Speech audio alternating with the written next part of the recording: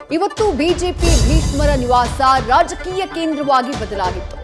BSY ನಿವಾಸಕ್ಕೆ ಬಿಜೆಪಿಯ ರಾಷ್ಟ್ರೀಯ ಅಧ್ಯಕ್ಷ ನಿತಿನ್ ನಬೀನ್ ಭೇಟಿಯನ್ನ ನೀಡಿದರು.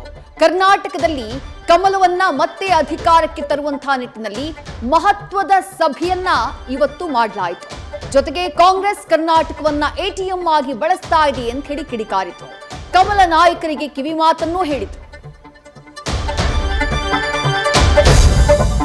ವಿಶ್ವವನ್ನೇ ಸಂಕಷ್ಟಕ್ಕೆ ಸಿಲುಕಿಸಿರುವಂತಹ ಯುದ್ಧ ಸಮಾಪ್ತಿಯಾಗುವ ಸುಳಿವು ಸಿಕ್ಕಿದೆ. ಭಾರತಕ್ಕೆ ಭೇಟಿ ನೀಡಿರುವಂತಹ ಅಮೆರಿಕ ವಿದೇಶಾಂಗ ಕಾರ್ಯದರ್ಶಿ ಶಾಂತಿ ಸಂಧಾನದ ಬಗ್ಗೆ ಮಾಹಿತಿ ನೀಡಿದ್ದಾರೆ. ಭಾರತದ ಜೊತೆ ಸಂಬಂಧ ವೃದ್ಧಿಯ ಮಾತನ್ನಾಡಿದ್ದಾರೆ. ಟ್ರಂಪ್ ಕೂಡ ಇರಾನ್ ಜೊತೆ ಒಪ್ಪಂದವಾಗಿರೋ ಮಾಹಿತಿಯನ್ನ ನೀಡಿದ್ದಾರೆ.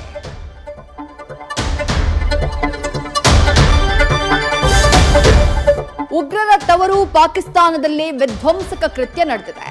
ವಿಶ್ವದೆಲ್ಲೆಡೆ ಭಯೋತ್ಪಾದನೆಯ ಬೀಜ ಬಿತ್ತಿದ್ದಂತಹ ಪಾಕ್ನಲ್ಲೇ ರೈಲಿನಲ್ಲೇ ಬಾಂಬ್ ಇಟ್ಟು ಉಡಾಯಿಸಲಾಗಿದೆ.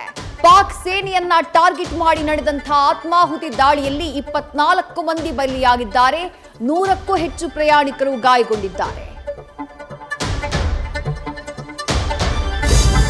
ದೇಶದಲ್ಲಿ ಕಾಕ್ರೋಚ್ ಜನತಾ ಪಾರ್ಟಿಯ ಹಾವಳಿಗೆ ಆರಂಭದಲ್ಲೇ ವಿಘ್ನ ಎದುರಾಗಿದೆ. ಬೆಂಗಳೂರಿನ ಟೌನ್ ಹಾಲ್ ಬಳಿ ಜಿರಳೆ ಅಭಿಯಾನಕ್ಕೆ ಅನುಮತಿ ಸಿಗದಾಗಿದೆ. ಪ್ರತಿಭಟನೆ ನಡೆಸುವುದಾಗಿ ಸಿಜೆಪಿ ಕರೆ ಕೊಡ್ತಿದ್ದಂತೆ ಪೊಲೀಸರು ಬ್ರೇಕ್ ಹಾಕಿದ್ರು. ಮಲೆನಾಡಿನಲ್ಲೂ ಜಿರಳೆಯ ಹವಾ ಎದ್ದಿದೆ.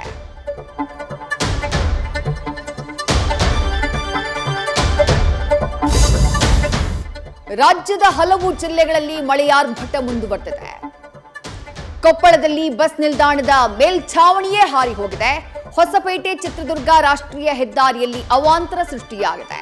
ಬೆಂಗಳೂರು ಸೇರಿದಂತೆ 17 ಜಿಲ್ಲೆಗಳಿಗೆ ಹವಾಮಾನ ಇಲಾಖೆ ಯೆಲ್ಲೋ ಅಲರ್ಟ್ ಘೋಷಣೆ ಮಾಡಿದೆ. ನ್ಯೂಸ್ ಫಸ್ಟ್ ನಿರ್ಭೀತಿಯಿಂದ ನಿಮ್ಮ ಪರವಾಗಿ.